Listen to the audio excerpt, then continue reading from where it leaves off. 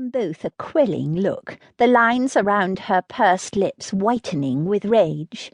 "I don't give a fig what sound the Countess may or may not have been emitting this morning." She pushed herself off the small drawing-room's velvet chaise and pointed toward Henrietta.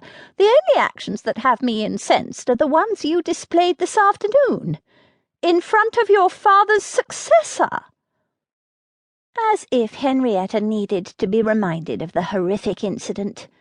Her stomach still roiled with embarrassment, her cheeks still burned from the flush of humiliation, and her mind would not cease replaying the look of casual indifference the Earl had cast her way. Plumburn had been lost to her forever, by a sneeze. She lifted the white linen the Earl had so generously offered to her nose. A subtle blend of peppermint, sage, and leather wafted from the square. Such an unusual combination suggested a man familiar with herbs, or at least of one requiring their effects. The Earl was definitely afflicted with an injury, but sage was more commonly used for digestive ailments, unless he suffered from an excitement of the nerves, in which case— "Henrietta," her mother asked, "are you listening to me at all?" Henrietta lifted her gaze to her mother's agitated glare. "What do you wish for me to say, mother? I did not intend to sneeze." "No. Nor do I suppose you meant for the vase to topple its contents all over your gown. But it did."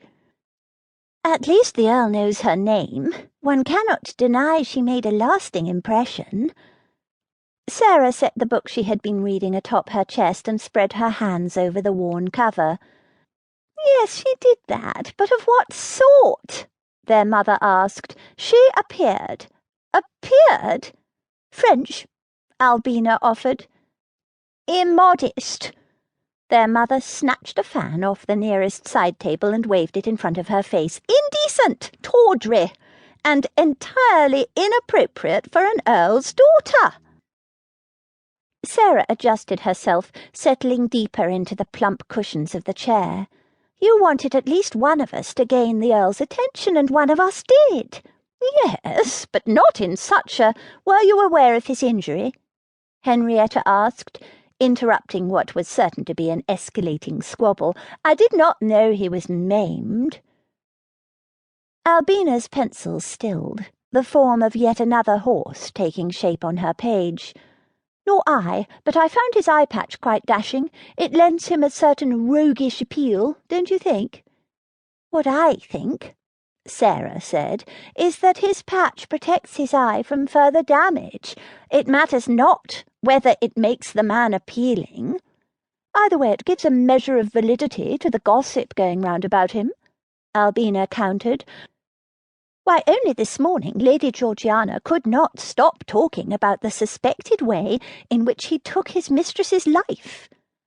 "And how is that?" Sarah asked. Henrietta turned away, not wanting to hear the answer. She had heard the rumours. Everyone had. They were the latest on dit, the only topic of conversation the other guests wished to discuss, and the ones she wished least to hear.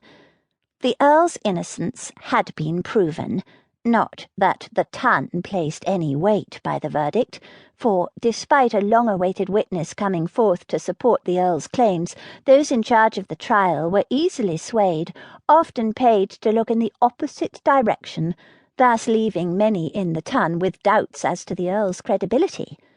A credibility further strained by common knowledge dictating that charges, even of the murdering sort, were rarely brought against a peer when the victim, like the Earl's mistress, was of a lower class. Albina answered loud enough for the entire room to hear. "Poison, of course." "Absolute nonsense! I should box your ears for even listening to the rubbish spouted by Lady Georgiana." Their mother snapped her fan shut. "The Earl, lest you need to be reminded, is your father's heir. Her words reflect poorly on our name as well. He may be a Devere, but he is the Earl of Amhurst." "Yes, but he is also the Black Earl," Sarah added. "His reputation precedes him."